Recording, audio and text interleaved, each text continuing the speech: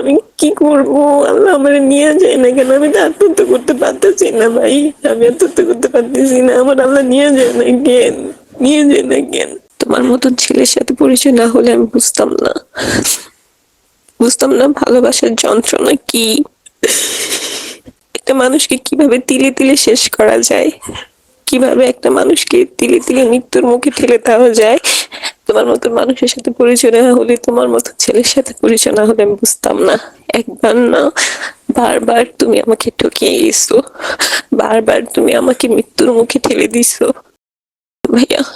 আমি প্রথম যখন আমার ফ্যামিলি আমাকে অ্যাকসেপ্ট করে না, যখন ও আমার সাথে যোগাযোগ বন্ধ করে দিয়েছিল, তখন আমি অনেক কষ্ট পাই, অনেক অনেক কষ্ট পাইছি যে যার জন্য ফ্যামিলি ছাড়লাম, যার জন্য পরিবার, বোন, ছোট বোনকে বিয়ে দিলাম, সমাজের চিন্তা করলাম না, কারো চিন্তা করলাম না, শুধু ওই মানুষটার চিন্তা করলাম। তখন অনেকগুলো ট্যাবলেট খেয়ে আমি অসুস্থ হয়ে পড়ি। আমার বোন ওর মাকে ফোন দেয়, ফোন দিয়ে বলে যে আন্টি আমার বোনের অবস্থা তো ভালো না, অনেক খারাপ অবস্থা। তার মা বলে কি, তোমার বোন মারা গেলে 5 মহল্লা দিয়ে খতম পড়াবো আমি। আর যখন এই কথা বলছে আমি, আমার বোন তখন কান্না করে ফোনটা রেখে দেয়। জানতে এটা কি বলেন, একটা মা হয়ে একটা মেয়ের মৃত্যু কামনা করেন, ফোনটা রেখে দেয়। তারপরে ওর ওর ওরা আবার যখন ও আমার কাছে একবার ঠকায় চলে গেছে, অন্য একটা মেয়েকে বিয়ে করছে, ওই মেয়ে নাকি ওদের ওদের সবাইকে অপমান করে, অপদস্থ করে, ছোট করে।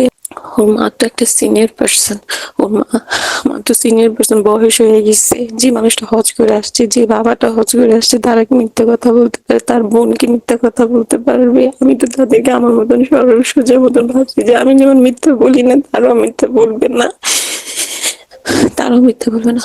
আমাকে যখন বিয়ে করছিল তখন আমার ফ্যামিলির সবাইকেও জানাই দিয়েছে, কিন্তু ওর ফ্যামিলির কাউরে বলেন ও আমার বিয়ে করছে। অন্য একটা মেয়েকে দিব্যি বিয়ে করে ফেলছে গিয়ে। আমার সাথে যেদিন দেখা করছে এর 2 দিন পরে অন্য একটা মেয়েকে বিয়ে করে ফেলছে।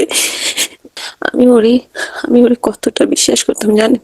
আমি দেখেন কতটা বিশ্বাস করলে একটা মেয়ে কোরআন সাক্ষী রেখে বিয়ে করে, কতটা বিশ্বাস করলে বলে যে আমার তো কাবিন লাগবে না, অল্প পরিমাণ কাবিন দিও। আমি কতটা বিশ্বাস করছিলাম এই মানুষটারে।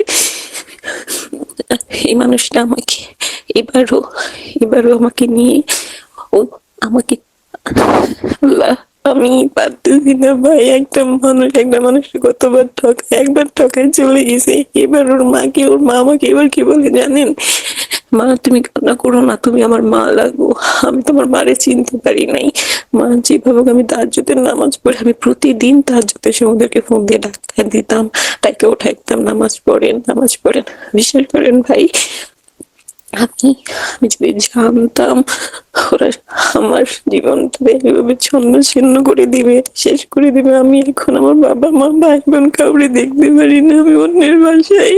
আর ওরা আমরা সত্যি সুন্দর করে হাসি খুশি জীবন যাপন করে, আর আমি কান্না করতে করতে দুঃখের সাগরে আমার ফলাই দিছে এবারও। আমার পাশে এবার কেউ নাই, কেউ নাই আল্লাহ ছাড়া। ও তখন আমার বারবার বলছে আমি তোমার পাশে থাকবো, আমি তোমাকে এবার ঠকাবো না, একবার ঠকাইছি না, কষ্ট দিছি না।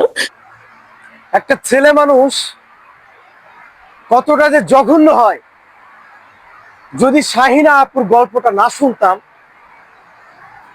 তাহলে হয়তোবা জানতে পারতাম না কতটা ভয়ঙ্কর হলে একটা ছেলে একবার না বারবার ঠকায়। রাকিব নামের ছেলেটা শাহিনা আপুকে এমন ভাবে ঠকাইছে যেটা আগে কখনো কল্পনাও করতে পারেনি। শাহিনা আপুর অজান্তে রাকিব বিয়ে করে ফেলেছে, তবুও স্বীকার করে না। আল্লাহর কসম, কোরআনের কসম, কাবা শরীফের কসম দিয়েও অস্বীকার করেছে। এর মধ্যেও তার সাথে বারবার প্রতারণা করে গিয়েছে। সে বলেছে তোমাকে আমি বিয়ে করবো, তোমাকে ছাড়া বাঁচবো না, তুমি অন্য কাউকে বিয়ে করতে পারবে না। তবুও সে নিজেই বিয়ে করে সেরে ফেলেছে। শাহিনা আপুর কাছে কখনো স্বীকারও করে নাই। যখন জানতে পারলো শাহিনা আপু নিজ থেকে রাকিব নামের সেই ছেলেটা ক্ষমা চেয়েছে, ক্ষমা করে দিয়েছে, বলেছে তাকে নিয়েই সংসার করবে, সে আশ্বাস পেয়ে মেয়েটা আবার তার সাথে জড়িয়ে গিয়েছিল। বিয়ে করেছিল শাহিনা আপুর সাথে 2 বার, তবুও কখনো স্বীকৃতি দেয়নি। বিয়ে করেছে, অস্বীকারও করেছে। আবার শাহিনা আপুকে অন্য কারোর সাথে বিয়েও হতে দেয় নাই। শুধু রাকিব নামের ছেলেটাই ঠকায় নাই, ঠকিয়েছে তার পরিবারের মানুষগুলো। এমন ভাবে ঠকিয়েছে যার কারণে একটা পর্যায়ে সে 3 মাস যাবত সাইকো হয়েছিল। তারপর যখন সে স্বাভাবিক জীবনে ফিরল, তখনও রাকিব নামের ছেলেটা তাকে ঠিক রাখতে দেয়নি, তখনও কষ্ট দিয়েছে। আচ্ছা ভাই, একটা পর মানুষও যদি হয়, তারপর তো একটা মানুষকে কষ্ট দিতে গেলে ভেতরটা কাঁপে। তোমার ভিতরটা কি এতটুকু কাঁপে নাই? তুমি তো তাকে ভালোবাসতা, তাহলে কেন আজ এই মুহূর্তে তাকে রাস্তায় বসবাস করতে হচ্ছে, তার বান্ধবীর বাসায় বসবাস করতে হচ্ছে, তার পরিবারের মানুষগুলোকে ছেড়ে মানুষের দ্বার প্রান্তে গিয়ে একবেলা খাওয়ার জন্য অপেক্ষা করতে হচ্ছে?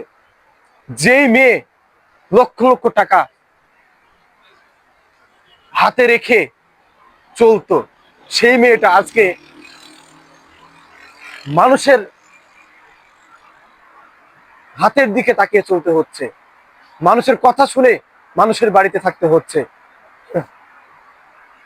যদি এই যন্ত্রণা তোমাকে দেওয়া হতো, তাহলে বুঝতা এই যন্ত্রণা কতটা ভয়াবহ। আরে এমন কান্না দেখে বনের পাখিরও কান্নার কথা। আর তোমার মতো নির্দয় নিষ্ঠুর মানুষের মনটা এতটুকু গলল না? ছি, কি করে নাই তোমার জন্য মেয়েটা? পরিবারের সমস্ত মানুষকে ছেড়ে তোমার জন্য চলে গেছিল। 1 বার না 2 বার তোমাকে বিয়ে করেছিল, তবুও তুমি তাকে স্বীকৃতি দিলে না। তুমি অন্য নারীকে বিয়ে করে মহাসুখে আছো, অথচ তার, যেখানে তার জীবন এবং মৃত্যু, এই 2টা জিনিস নিয়ে অপেক্ষমান, সে বেঁচে থাকবে নাকি মরে যাবে সে নিজেও জানে না।